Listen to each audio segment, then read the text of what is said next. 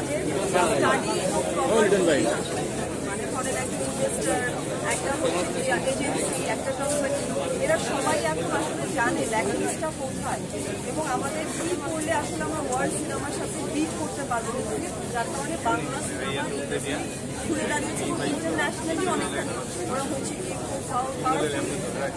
টেলিভিশনের ঝামেলাটা কোথায় হচ্ছে টেলিভিশন ওই একই রুলস এবং স্ট্রাকচারে তো আটকা পড়ে আছে, হয়তো বা বাজেট হয়তো বা যে স্ট্রাকচারে আসলে কাজটা হচ্ছে স্ট্রাকচারটা চেঞ্জ হয়নি, যার কারণে এখনো একটা শীতল অবস্থা বহমান আছে। কিন্তু আমি বিশ্বাস করি যে টেলিভিশন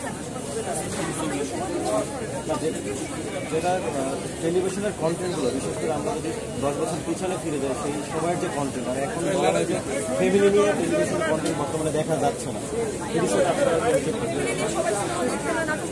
এখন ধরেন ইউটিউবের কাজগুলো কেন এত ভিউ হয়, আপনার মতো অডিয়েন্সরাই দেখে বলে ভিউ, আপনার টেস্টের আছে, আমার টেস্টের আছে। তো ভিউটা কখন হয়, যখন মানুষ দেখে।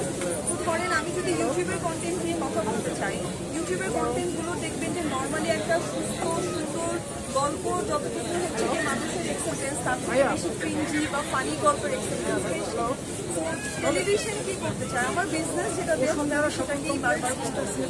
তো ধরেন একটা ফানি ঘটনার গল্প বেশি প্রমোট করা হয় রাদার দেন শিক্ষামূলক গল্প, তাদের কাছে বোরিং লাগে অথবা মনে হয় যে তার অডিয়েন্স কম।